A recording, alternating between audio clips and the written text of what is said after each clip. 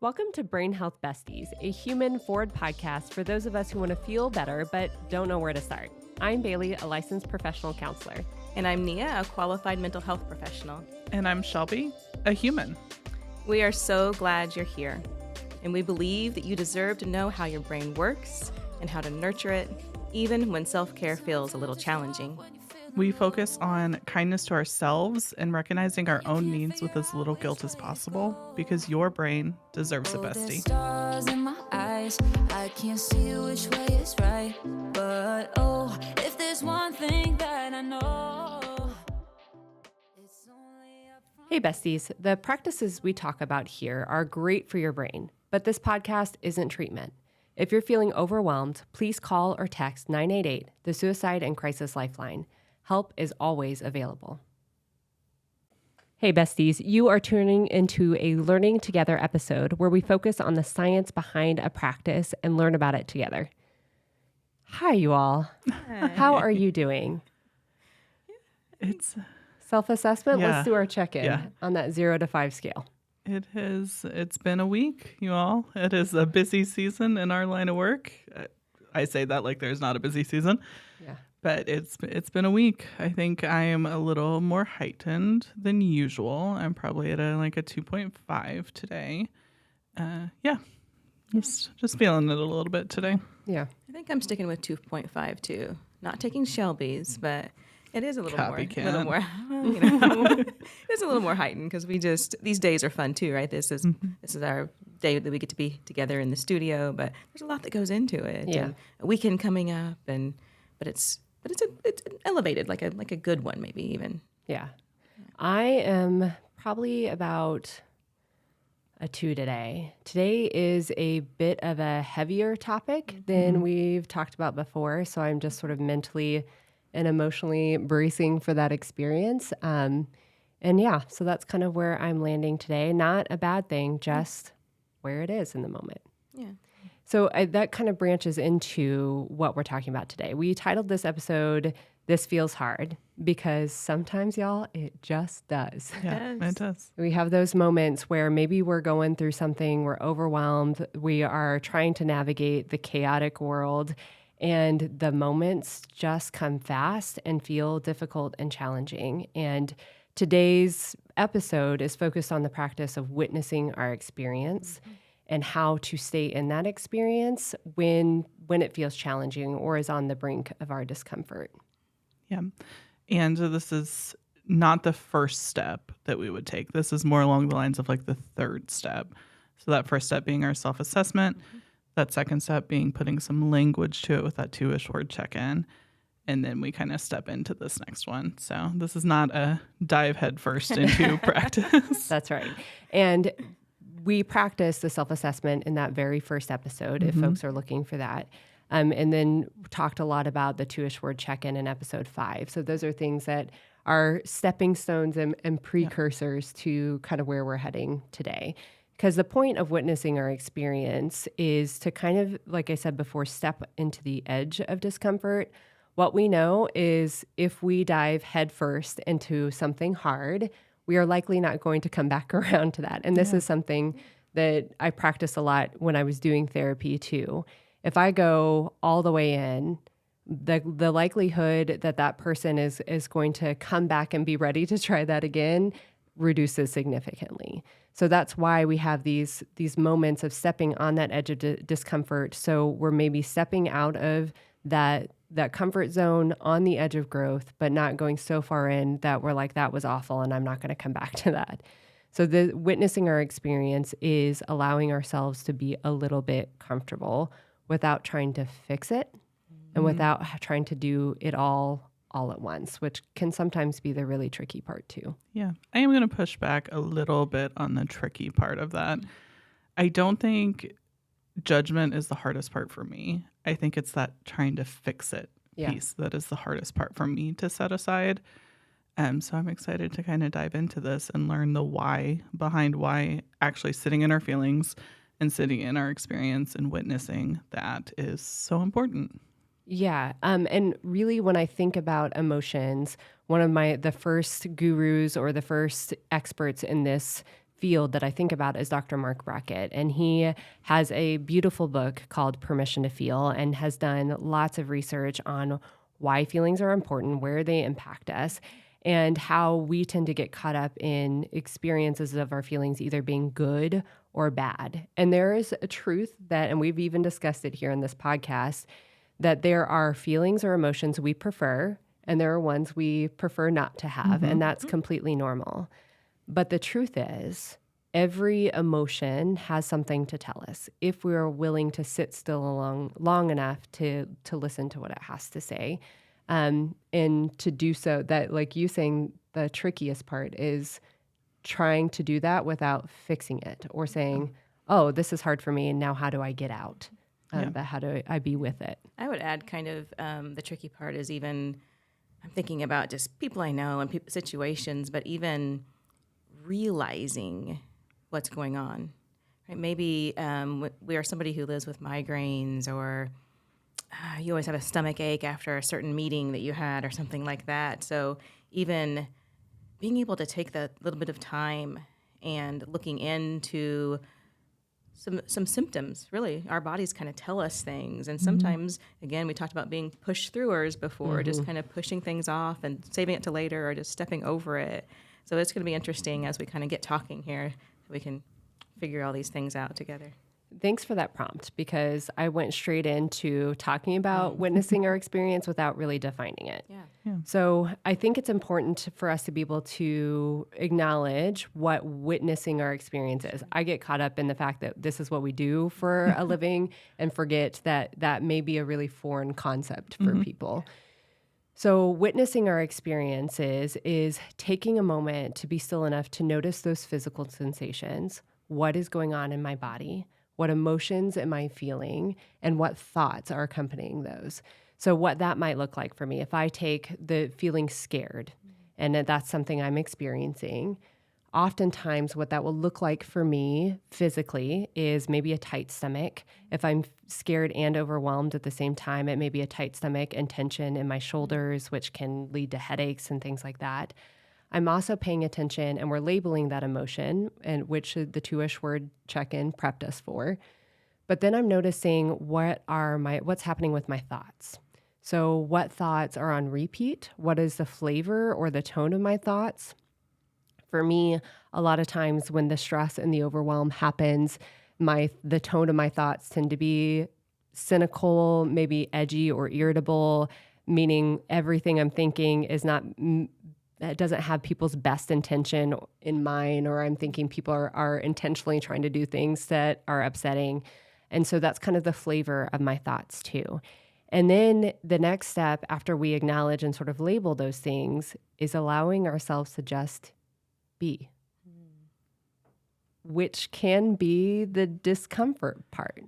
Like, ooh, I'm going to be with this without trying to change that circumstance. And thinking of it almost as a messenger, like this has something to tell me, and trying to be in that.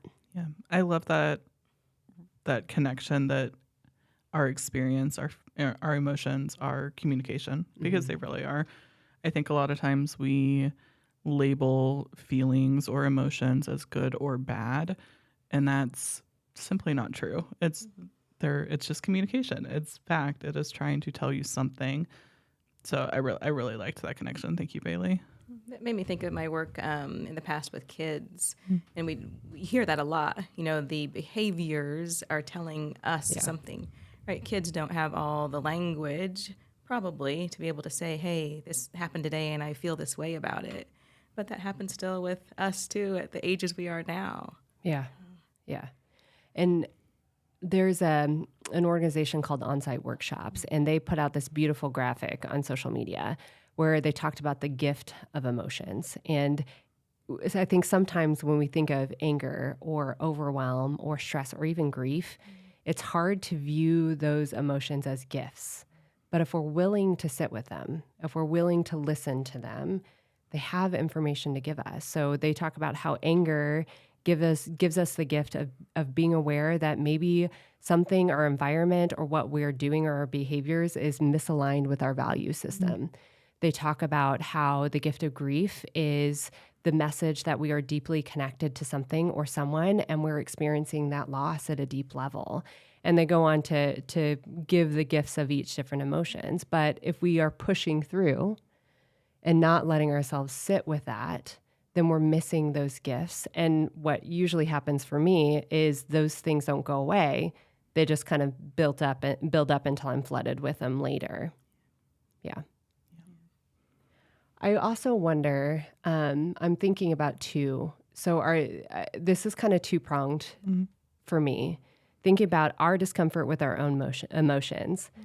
But then the reciprocal or the other side of that too is our discomfort with other people's emotions. Have you all ever had an experience where you talk about wanting to fix it, Shelby?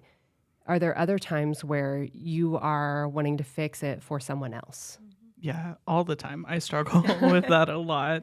And I think a lot of us that are caregivers and deeply connected to people and empathetic probably feel the same kind of experience.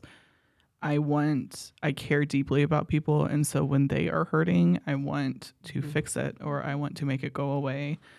And that is not always helpful. Something my best friend and I have started doing is when one of us is going through something or one of us really needs to like get something out, we ask, do you want me to fix it?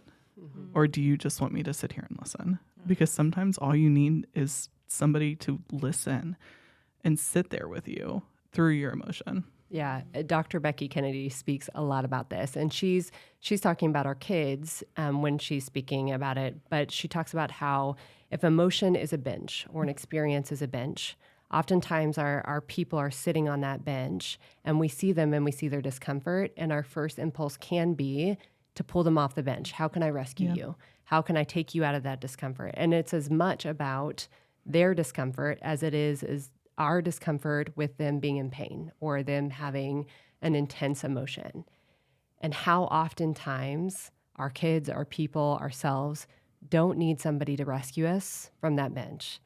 What we really need is somebody to sit next to us and just be in it, to just not have to do that alone. That piece really hit home and made me kind of start thinking about myself because, again, I am a person that is a helper, and it is so convenient for me to think about other people's experiences. But yeah, at that same time, when I am deep in an emotion and I just need to share it with somebody, nothing will skyrocket my number to a 5 faster than them trying to fix it. Yeah. I just need to be, I just need to feel. Wow. And I hadn't made that connection before, but yeah, that sometimes we just need to sit in it with each other. And that's that community piece that we love so much. Yeah. And sometimes it's hard to know what to do, even for the person sitting, right? Because that can feel uncomfortable too, because like Bailey, you were saying, and Shelby, you were saying, it's hard sometimes to sit in that feeling and to be able to feel it, or maybe even hard to sit in it and not be doing anything to fix it. But that's what we're saying, missing that gift that it might give us, being able to just hold space with somebody. Yeah. Being even in a tiny community, just 2 people or 3 people together can be really, really easeful. Yeah.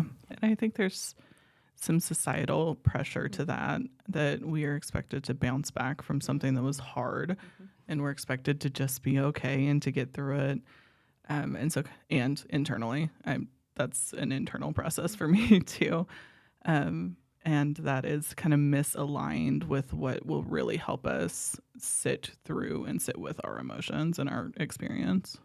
So that bounce back thing fires for me. I think that especially with mental health being at the forefront in a lot of different ways, and everybody's healing, right? I think there's pressure not to just to bounce back, but, I had that feeling, done and dusted, I've healed it, and now we can move on. And it makes me think of a very personal example of an emotion or experience that I keep coming around to over and over again and have for the past 10 years. So when my mom had cancer, and at the end of her life, she was in the hospital for 2 or 3 weeks before she finally passed. And I was in the hospital with her all the time. And I was also a brand new mama myself, watching my mama die in the hospital. I had a 6-week-old. And for years after, and that's been 10 years ago now, and it still brings up a lot of grief and emotion for me. But sitting with her in the hospital, it wasn't because after she left the hospital and she went home and she died, I wasn't there for the actual death. But every year after that, the weeks, and she died at the beginning of October. And the last weeks in September, for years, I would get off and feel detached and distant and irritable. And cyclically, every year, I would be like, what is going on with me? And then October 6th would hit, and I would say, oh, that's it. But I would just push through. I would push through the grief. I would keep moving and even unintentionally, unconsciously busy myself more to avoid that feeling of grief. And it took probably 3 or 4 years for me, to recognize that's what was happening. And then it has taken, even now to this day, still giving myself grace to stop and let the grief happen, to let the grief is always there. It doesn't go away. But I get these intense waves, right? And instead of just pushing through and moving on, allowing myself to be in it and just feel that wave and then watch it die back a little bit, and just doing that every year and finding the grace in understanding for myself and patience, I think, too, to just let that happen. And recognizing there's not always, if that grief comes in an intense spot when I'm at work, that maybe is not the safest space to let myself feel it, but knowing when I get home, that deserves some time and some stillness. And sometimes the thought of the stillness itself is highly uncomfortable. Yeah. Thank you for sharing that, Bailey. And I am a sympathetic crier. So the emotion is also bubbling up for me, but is also a very tangible example of just sitting on the bench with somebody, because I am internally fighting the need to fix it for you. And I know there's no fix. Grief is such a complicated experience. And then that is also just a beautiful example of you don't have to fix things immediately. It can be a years-long process of sitting with it, and it's okay. Yeah. It's okay. And there's no right way or a wrong way. It all comes when it comes. It makes me think of, because we talked a little bit before today about that, and I asked you, so you're not a person who has that date on the calendar and or has it in your mind all the time. It's your body. Yeah. It's the real human experience that we're in. And it took you a little while to assess kind of what was going on with you. You were feeling out of your norm. You said you're a little bit snippy, and then you said, wait a minute, right? You took that time because you deserve that, to be able to figure things out. So that makes me think of kind of some barriers that we face. That was kind of the assessment piece, I think, right? You were living your life, you were balancing between your baby and everything else you had going on. So I think that's the being able to even find it, right? And then link it to whatever else it is. We talk about safety a lot, just with each other as the friends we are, but also just in the communities that we're in. But I think that's it too. You mentioned if something comes up for you and when you're at work, it might not be the safest spot to be able to feel it fully. What else? Are there other barriers, do you think, that people, when we're in it and we're trying to do the witnessing and trying to really feel our experiences, what else can you think of that comes up? Yeah, I think along that safety route, there's some socioeconomic things that come into that. If my livelihood, and I am just trying to survive, depends on me being able to go to work and get through the day and come home and take care of my family and get through the day.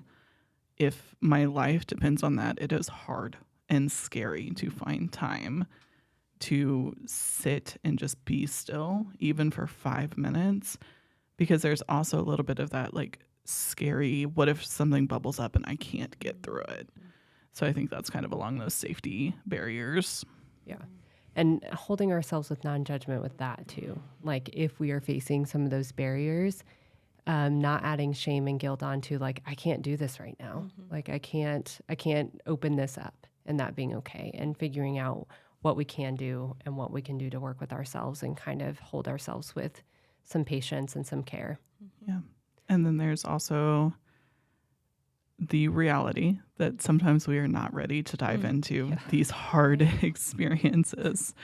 And we can also witness our experience around things that are more mildly uncomfortable, things like embarrassment or stress at work. And we can also witness our experiences around things that are light and bring us joy and a little bit of hope. So we don't have to, if you're not in a space where you're ready to dig that up, there are things you can do to still practice witnessing your experience and kind of plant those seeds for when you are ready. Yeah, that's a beautiful point, Shelby. We don't always have to be like, oh, this is a really hard emotion. Let me stop and witness this one. We can practice with some things that feel maybe a little bit lighter or not quite so heavy, so we can get to the point eventually, hopefully, of being able to allow those bigger ones too. Yeah. And it can be complicated knowing where to start. So the follow-up episode to this, episode 14, is all about taking it step by step and how to practice witnessing our experiences so that we can do that together and get some of the reps in and see what that feels like. So besties, tune in to episode 14 or 15 here. 14, just kidding. 14 for as we take our Be Well moment, and we'll practice witnessing our experience together. Take care, and thank you so much for being here. If you enjoyed this episode, like and subscribe to Brain Health Besties so you can find us in the future. And since sharing is kind, share us with your besties. If you have mental health or wellness topics you'd like us to chat about, please reach out to bewell@livebrightly.org. Until next time, be well, besties. Shining brighter than the sun.